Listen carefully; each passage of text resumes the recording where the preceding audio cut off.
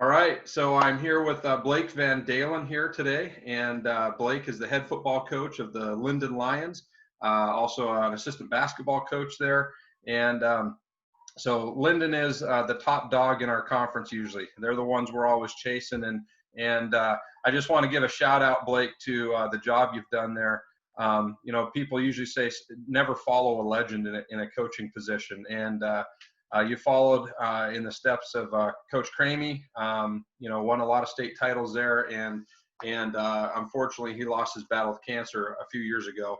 And you stepped in so admirably in that first year, and had a few struggles going early, and then yet you still got the guys back to state, and you've been to state every year, and typically the league champs, and you do it in a first class way. It's a real pleasure to compete with you. So I just want to let you know, you may not hear enough because you've taken over a program that was successful, right, but to keep that going the way you have, and to do it the way you've done it, you have my respect and admiration, and you do a fantastic job. So I just wanted to throw that out there before I start. So thank you very much. I told somebody once that there needed to be a sacrificial lamb, and so I was willing to step in and just take care of the kids. Yeah. Well, your heart shows in that, and you didn't end up having to be a sacrificial lamb. You've done a great job too. So I know the community there is so fortunate to have you. So anyway, so this is Blake VanDalen, and he and I are friends. We're separated in different communities now, so we don't hang out regularly, but we see each other at conferences, and we respect each other, and we are Facebook friends. So that makes us official, right? And as part of that, I get to see all the cool stuff that he does with his family, and post those family pictures, and sees when one kid's moving into GCU, and another one's designing a bike helmet that looks like a Lynden Line football helmet. It's just super cool. But I have gotten a chance to see some of your family pictures, and your family is diverse. Would you tell us a little bit about your family, and then I'll follow up with some questions after that. You bet. No, my wife and I, Melissa, have been married for 26 years, and we were blessed. In college, we had our first daughter, Taylor. She's now a teacher at Lynden Christian and coaching softball, and just this past month made me a grandpa. So I now have a granddaughter. So, and then like you said, she went to Whitworth, which is where I believe your daughter's going, correct? Yeah, in the fall. Yeah, and so like great minds think alike. So then my next daughter is at GCU studying to be a teacher as well. And then we have 3 boys. So the oldest of the 3 boys, Weston, will be a freshman at Lynden High School. And it was really interesting. I thought our family was wrapped up with 3 kids. That was the number my wife had decided for us, and I was fine. And I came home one day, and she said, God has called us to adopt. And ironically, 15 years into our marriage, we had not talked about adoption once. And she had a really close friend who had adopted several children, and it just, it spoke to her heart. We had a family meeting. It was on Easter, ironically, and we talked with our 3 bio kids and said, what do you think? And I mean, maybe it was by the time church was done on Easter, we sat down with Melissa and said, we want to follow your heart and where God's leading you and us. And so we adopted Grady. It was a long, hard process from Ethiopia. Grady Asamanu is his Ethiopian name, and so that is his middle name, VanDalen. And then just felt like God called us to go back, and we adopted Max. His middle name is Faromsa. That's his Ethiopian name. Asamanu means blessing, and Faromsa means friend. And so that's, I love how every name there had a meaning. It was just really cool. And so we kept that for their middle names, and they are VanDalens through and through. And it's just changed our family so much. People always say, oh, that's so great you did that for them. And what I don't think they understand is what they have done for us. And so it's been a gift from God. We were obedient.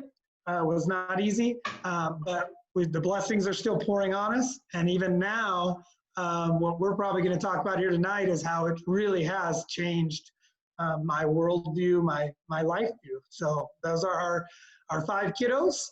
And that's where we're at. Awesome. Just like Grady is going into 7th grade and Max is going into 3rd grade. Okay, awesome. So racism has been around for a long time, and I'm sure you had your own definition of it growing up and prior to adopting. Would you define racism for me, and then let me know if that definition maybe has changed at all since you have adopted? For me, I think my growing up definition of racism would have been, and being raised in a very not diverse area. Lynden is not known for its diversity, unless you think 2 different types of Dutch people are diverse. And so I thought growing up, racism was simply treating someone differently because of the color of their skin. Mm-hmm. And so that was, I was not raised in a racist family, and so I was blessed that my mom was really open, and I remember bringing several families to church with us, all different types of families, and so I wasn't raised around it, but I also would hear jokes that people laugh to that I didn't know were racist, and until probably years later. I just thought it was socially accepted, and it didn't come from my family, but just at school or things like that. And so now much more sensitive to the words, the symbols, everything that I've experienced, not just this past year, but as you mature. So there's another phrase that people throw out and they say, hey, I don't see color, I'm colorblind. Would you agree with that statement or not? I think in the ideal world, we all would be. And I hope the people that are saying that truly are. The hard part is we are seeing and we're witnessing that isn't always the case, and people can't do that. What's hard for me is I see the videos that are posted where you see 2 little kids and they just don't see the difference. They really don't. Yeah. And so I just don't understand when it happens, when that change occurs, and how these 2 cute little kids can be playing together, and it really, if they're in a sandbox, they don't care, they don't know. And somewhere between then and later in life, something is shown to them or explained to them or taught to them, and all of a sudden you see them treating other people differently, and that's when it becomes sad.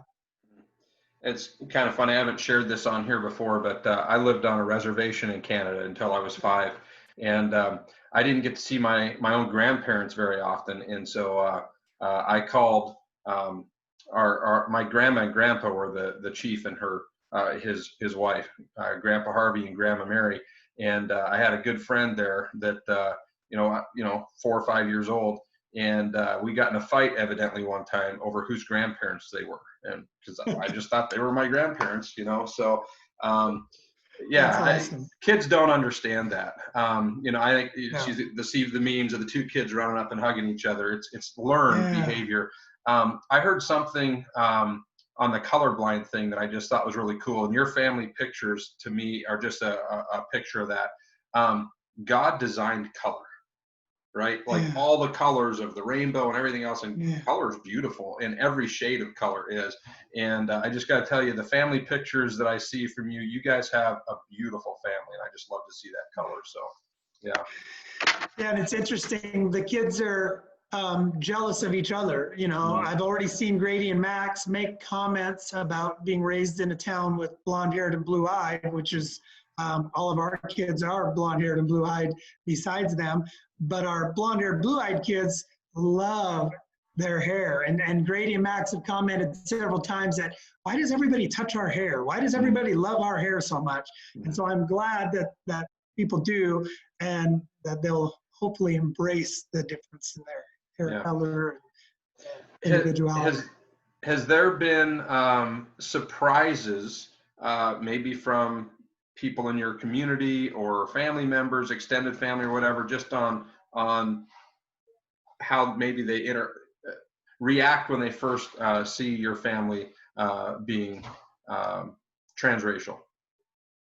It is interesting and was interesting to see who came out of the woodwork and asked questions.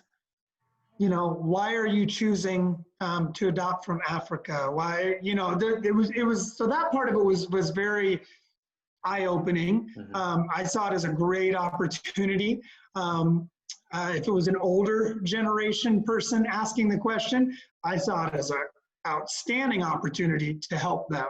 When it was a younger generation, I was shocked, a little bit more surprised, because I was like, wow, so this is when it happens and how it happens. And so I became very protective of who I was introducing Grady and Max to, and in what context, and whether or not they were, I don't want to say left alone with them, but I'm extremely protective of all of my children, but I'm probably more so because I'm very aware, and the kids have come home with, wow, so-and-so asked me this question. And I could tell the young boy that was asking the question wasn't trying to be racist.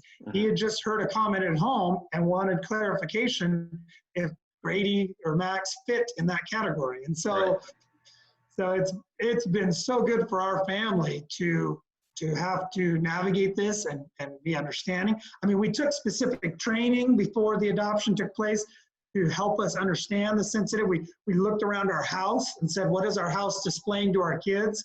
Do they understand, you know, that you know, are there African symbols on the wall and things like that? And if you go to my office at school, you know, obviously there's going to be football stuff and basketball stuff everywhere, but I've done a very conscious job of making sure I have pictures of multiple different types of athletes and maps of Ethiopia. And I just really want my kids to understand that that is part of who we are. They didn't just leave Africa and come to America. That this is part of, and they talk all the time about when do we get to go back and visit. So, that's awesome. That would be a fun. Being very intentional about embracing their cultural heritage has to be an important part, right? Had to be, and I had to be taught as well. I had to learn quickly, you know. I've seen some of your podcasts where you're talking about how from now on your history class may be affected, whether it's I think it was the Tulsa that you were talking about when I heard that part. But you know, things need to be different. We need to address things. We need to teach things. We need to share, talk, communicate. What you're doing with this, I love it. I was so excited when you sent the email because I was like, yes, I too need to talk to people and listen and learn. Well, I imagine one area where parents as a whole can struggle is communicating well enough with our children. And I imagine that there's just some different levels that you have to go to with your sons. And what, with the current climate that's going on and with the incidences with the police and everything else, has that caused you and your sons to have conversations, or had you had those before, or how has the modern climate affected you? There were conversations that former players of mine, family, friends have said, this is a conversation you're going to have with them at some point.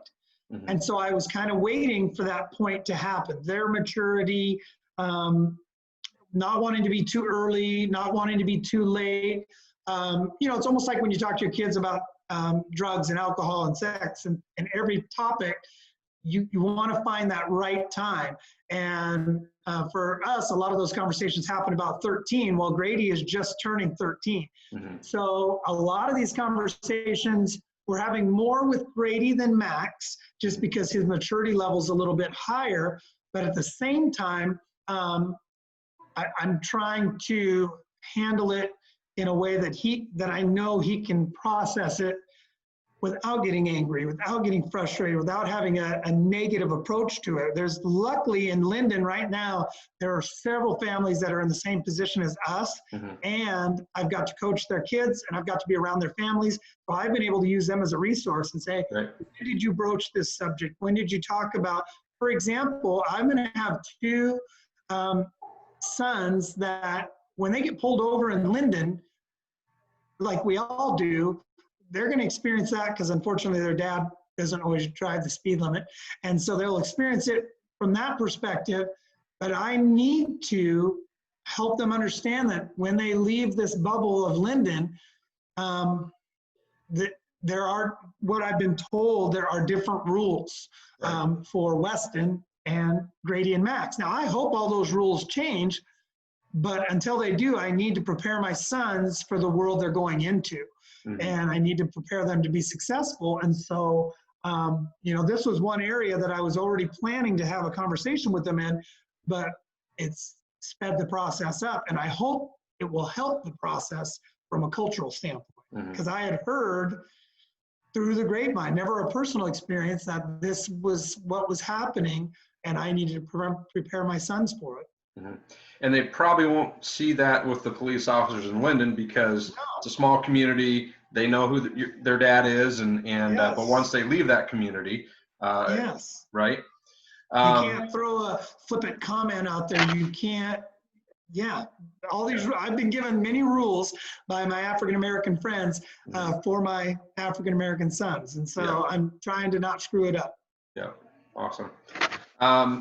Do you have any personal ideas to move forward, whether it's police reform or legislative things or things from communities or churches? What do you think are some ideas to improve things? You know, it's interesting. Number one, for me personally, it's about God. We need to, and not just God, Jesus. We need to be more forgiving. We need to be more understanding. And so, unfortunately, just recently, we had an awesome opportunity in Lynden to march in support of Black Lives. And it went great. However, there were a lot of people that were using the Bible to say that this march was not appropriate. So it really opened my eyes that I can't just say we need to incorporate God more, because people will use that as a crutch as well. What I think needs to start to happen, and the hard part is I don't know how, is more forgiveness, more understanding. When we adopted, my eyes were opened, wide open, if they weren't open before. And see, before, I wouldn't say I was a racist person, because I remember going to college and a couple of my best friends were African Americans, and it had more to do with their outgoing personality and my outgoing personality, and we meshed. And I'll never forget when we would come back to Lynden to visit, they're like, oh, this is not anything like I'd been raised in. So I went to Bothell with them and hung out, and I was like, whoa, this is not like anything I've been raised in. So I would say I had a wide open mind, but it's been blown wide open now that we've adopted, and I've been looking at what's happening in society through the eyes of my children. And I'm just blown away at the lack of progress. I had never seen it that way. I really hadn't. And we just have so much further to go. And so I really hope we get leadership in the right places. I don't know if that means governors. I don't know if that means presidents. I don't know if that means, but from a grassroots, I know for me, I'm going to focus on my football team, and every kid that comes through my program or my classroom or my weight room, we are going to be culturally sensitive. And I will make that the passion of my life if I hadn't already before. I would like to think I always addressed it, but I don't know if I was proactive about it. Yeah, I talked with Farhan Lawjali yesterday, and he's a sportscaster in Canada, and he said it's not enough to not be racist. We need to be anti-racist, right? Being Zero proactive tolerance. And intentional. Yeah. You mentioned Jesus and the church. There's a verse that has really stood out to me recently. It's Micah 6:8. Says, "He has shown you, O mortal, what is good. And what does the Lord require of you? To act justly and to love mercy and to walk humbly with your God." Right? Amen. To act justly, love mercy, and walk humbly with your God. So that has really been speaking to me a lot recently. So Yeah, and it seems so simple, and I wish it was that simple, but that is, you're right, a perfect verse. That is awesome. Yeah. So if you could say something to your sons, and one's 13 and you maybe have already said it, the other one's getting a little bit older, but something you could tell them now, or they could go back and watch this in the future because the internet's not going away, right? Right. If you could just give your sons a message that you want them to hear loud and clear from you, what would it be?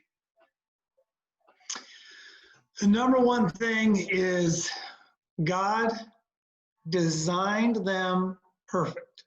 They are built exactly how he wanted them. Strengths, weaknesses, skin color, beautiful smiles, their eyes, their personalities. I make a lot of mistakes, but at the root of it, I do believe that God designed me just the way I am for a specific purpose. And luckily, I was obedient enough that I think I found that purpose. It took a while. And I really would tell them that you too are perfect in every way, no matter what someone tries to tell you. That is the worst thing you can do, is ever listen to someone else who speaks negatively about or to you. And that they are perfect. They are exactly the way God designed them. And that he called them to be an amazing, impactful person. And I'm just hoping that I'm helping them get to a place where they can do that, because I had people in my life who helped me not screw it up for myself and maybe have an impact on others. Okay. Speaking of people that have done things to get you where you're at, who would you say one of the most impactful people has been? Maybe a mentor, could be professionally, could be personally, could be whatever. Who has impacted your life? Yeah, I have a lot of mentors in my life right now because I need a lot of work. But the turning point for me was I had a principal, Ken Axelson, and he had an opportunity to discipline me many times, many poor choices. Some, not horrible things, kicking out a window on accident. And I think it was on accident. But anyway, every time he got me in his office, the discipline part of it took about 5 to 10 seconds. He would say, Blake, here's your discipline. You're going to do it here, or you're going to pay for this, or you're going to do this. The discipline. And then he would sit there and go, so what are you going to do with your life? You're a natural born leader who's leading everyone down the wrong. And he would list all the things I was doing wrong.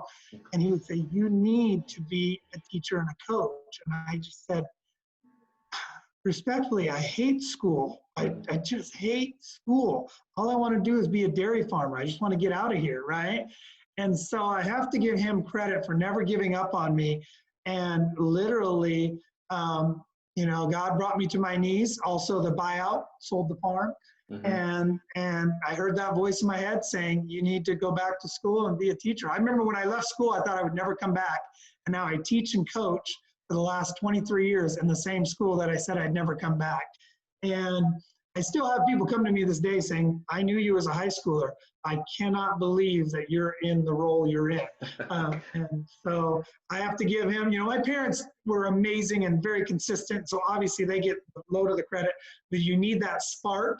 And so every day of my life, I try to be that spark for my kids that Ken Axelson was for me. Awesome. That's fantastic. And now you're impacting lives for generations, right? And yeah, I hope so. Yeah, that's great. Well, I can tell you are. So maybe it's hard to reflect on yourself always, but you're doing a great job. What would you say? I've got 2 more questions for you. If you were to give a piece of advice or two to other families who are considering transracial adoption, what would you encourage them, or what would you advise them? Number one, talk to other families who've done it. We did that, and it was so helpful. So you know what you're getting into, and that's made it much more of an enjoyable thing. The one thing, even talking to people like me, you're not about to prepare for the amazing reward. constantly humbled how God, each time you have a child, he gives you more love. And adoption was the same way. In fact, I really honestly, and I don't know if people believe me when I say this, I don't think of Max and Grady as our adopted sons. They are 100% VanDalens, and I forget that they're adopted until someone tells me and reminds me or makes a statement that somehow separates them from our bio kids. And so the reward is so much more than any kind of challenge or effort that it took to go through this process. And now that I have a granddaughter, once again, God just gives you this amazing ability to love and love and love, and your cup is full and running over. And that's what Max and Grady, I'm already seeing the impact they're having on Lynden. Their cup is full and it's overflowing. And a lot of the kids that led the march in Lynden are just like Max and Grady, and their time is going to come where they're going to have an impact. And I don't know what God has in store for them, but I have told both of them, you guys are unbelievable. Like, I just am so excited to see what you will do and how you will impact this world, because I personally believe all my children, but those two are going to supersede anything I've done in my lifetime, is they're just truly, they just transcend, and they just, the neighbor ladies just adore Max and Grady, and just, they just have this personality that they have taken our neighborhood, and I have more kids in our backyard that I've never met, and Grady calls them his best, oh, this is my best friend so-and-so, and this is my best friend so-and-so. They don't like to just sit in the backyard by themselves and play. They need others, and they're kind of like kid magnets. They're also mom magnets. The moms just love them as well. And so I would encourage anyone that's contemplating to take that step. It's a huge step. It's not an easy step, but it is. If God's putting it on your heart, he's putting it on your heart for a reason. He knows you can handle it, and you will be blessed. Doesn't mean it'll be easy. And there's that phrase that, all good things, it's never easy, or however the phrase goes, whatever. But this has been easily one of the most rewarding journeys, and we're still on it. And I can't wait to see the end of the journey. And I'm excited and optimistic that my sons won't have to go through what we're witnessing and what we're seeing. I do believe that the majority of people want change. And that's a great time to be living and watching and seeing that change happen. And that was actually just a perfect lead in. My final question is, what gives you the most hope for this future? Yeah, I mean, when you're comfortable, I don't care if it's coaching, I don't care if it's parenting, I don't care if it's marriage. When you're comfortable, you usually just stay the same. We used to say staying in grand. And you need to be uncomfortable to embrace change. I don't know too many coaches that after they win, when you lose, you really analyze, you really make change, you really challenge yourself. Well, right now, society, just was delivered a blow.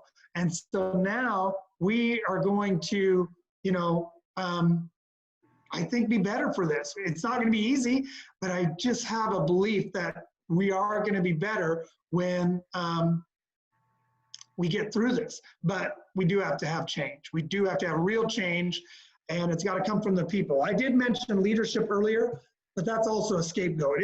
It's me. I have to make change. I have to be deliberate about it. Like you said in the Micah verse 6:8, I have to make change. And if a bunch of people adopt that attitude and mindset, there will be change, and it'll be a better world for our kids. Awesome. Hey, if there's resources that you have, whether it's video links, articles, book titles, anything that you have that you would like me to attach to the YouTube video, send it my way. Cool. Even if it's a couple weeks later, you think, oh, this would be great, send it to me, and I'll include it in the description. So I'm going to give you last. My wife's category. She gives me all that stuff, and then I watch her read it. That's She's perfect. more of a researcher than me, but I'll ask her, and we'll see what we can send you. Okay, if there's any last comments, I'll let you make the last comments, and we'll close out. So I just want to say thank you. my first interaction with you was right away when I got the job, and we'd interacted before, but I mean, as coach to coach, peer to peer, you've been a mentor for me, even though we're the same age. And then now for you to take the lead in this area, when I got the email, I was so excited. And I get it that I don't have the background that some of the people that you're speaking to have, but I was just excited to watch what you're going to ask and listen and learn and love. And I just appreciate your heart. You're a role model for me. And so thank you so much for doing this. This has been every hour of my day that I get to do this, listen and learn and watch. I love it. So keep going, and I'm with you in the journey all the way through. I hope this goes well. Well, I appreciate it. You mentioned earlier you were just obedient to the call of adoption, and that was me doing this was simply out of obedience. I'll tell you, I was nervous and all kinds of things, but I was like, if I don't do it, I'm not going to be obedient. So I had to do it. So yeah. All right. Thank you so much. And Thank you. You got it.